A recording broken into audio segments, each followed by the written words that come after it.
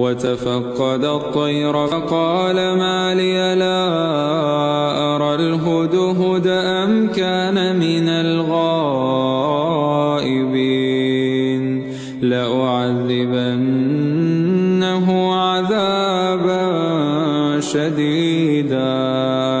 أو لأذبحنه أو ليأتيني بسلطان فمكث غير بعيد فقال أحطت بما لم تحط به وجئتك من سبأ بنبأ يقين إني وجدت امرأة تملكهم وأوتيت من كل شيء ولها عرش عظيم وجدتها وقومها يسجدون للشمس من دون الله وزين لهم الشيطان أعمالهم فصدهم عن السبيل فهم لا يهتدون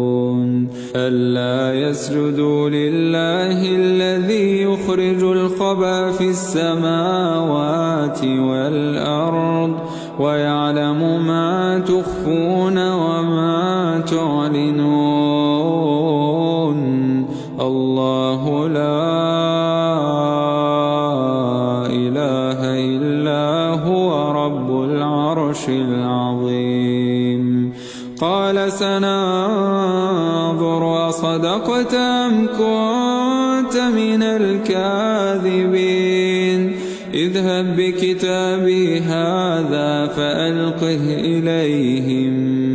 ثم تول عنهم فانظر ماذا يرجعون قالت يا أيها الملأ إني ألقي إلي كتاب كريم إنه من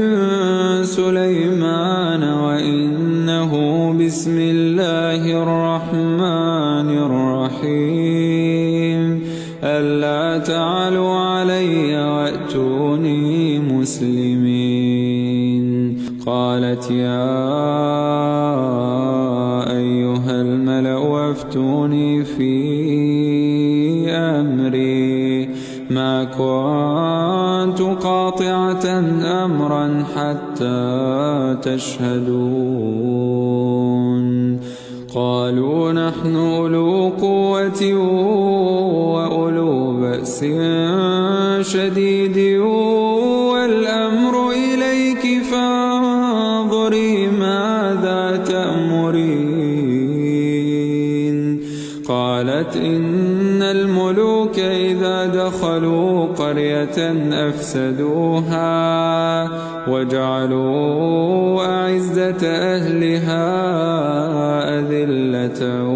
وكذلك يفعلون وإني مرسلة إليهم بهدية فناظرة بما يرجع المرسلون فلما جاء سليمان قال تمدونني بمال فما آتاني الله خير مما أتاكم بل أنتم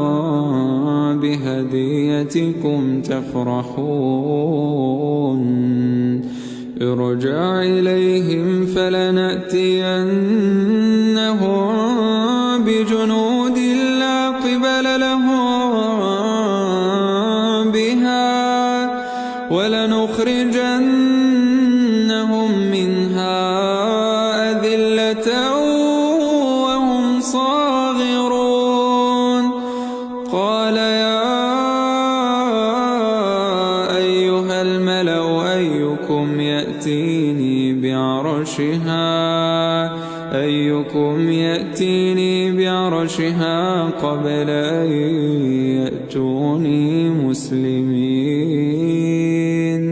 قال عفريت من الجن أنا آتيك به قبل أن تقوم من مقامك وإني عليه لقوي أمين. قال الذي عنده علم